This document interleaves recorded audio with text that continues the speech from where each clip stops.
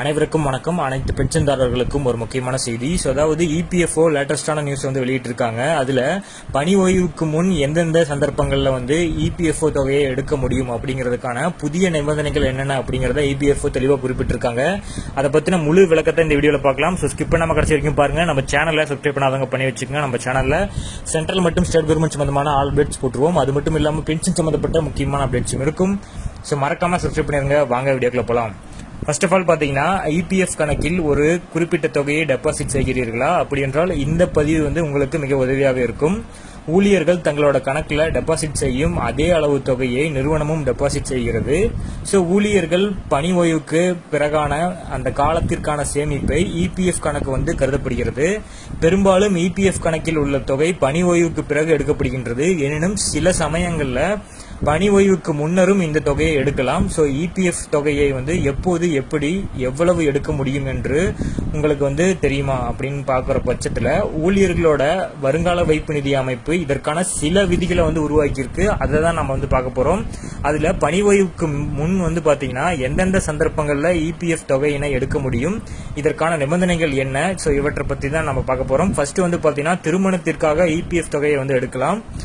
EPF விதியின் பிரகாரம் திருமணத்திற்காக பிஎஃப் இலிருந்து பணத்தை எடுக்கலாம். இதற்கு இபிஎஃப் உறுப்பினர்கள் குறைந்தது 7 ஆண்டுகள் இபிஎஃப் உறுப்பினராக இருக்க வேண்டும். மேலும் இபிஎஃப் கணக்கில் குறைஞ்சபட்சம் ரூ.1000 இருக்க வேண்டும். உங்கள் பங்களிப்பில் 50% வரை மட்டுமே நீங்கள் எடுக்க முடியும். அடுத்ததாக, குழந்தைகளின் கல்விக்கான பணம் எடுக்கலாம். இபிஎஃப்ஓ விதிகளின் கீழே உங்கள் குழந்தைகள் கல்விக்காக பிஎஃப் இருந்து பணத்தை எடுக்கலாம். இதற்கு 7 ஆண்டுகள் உறுப்பினராக இருக்க வேண்டும். இதுலயும் அதே மாதிரி 50% மட்டுமே திரும்ப பெறலாம்.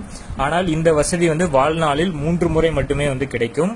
அடுத்ததா, வீடு வாங்க அல்லது கட்டுவதற்கு இபிஎஃப்ஓ உறுப்பினர்கள் ஒரு வீட்டை வாங்க அல்லது கட்ட பழுது பார்க்க விரும்பினால் இபிஎஃப்ஓ விதிகளின் கீழ் பிஎஃப் இருந்து பணத்தை எடுக்கலாம்.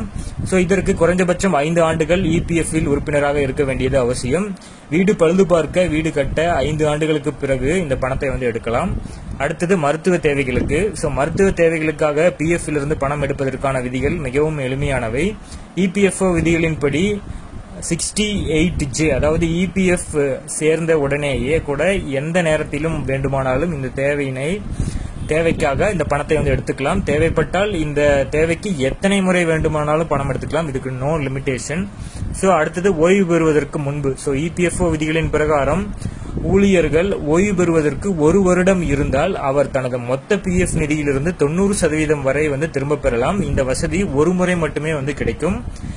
அடுத்தது, வேலையின்மை. உங்கள் நிறுவனம் அல்லது அமைப்பு 15 நாட்களுக்கு மேல் மூடப்பட்டு இழப்பீடு இல்லாமல் நீங்கள் வேலை இல்லாமல் இருந்தால் இபிஎஃப்ஓ விதிகளின் கீழ் உங்கள் இபிஎஃப் பங்களிப்பை நீங்கள் திரும்ப பெறலாம்.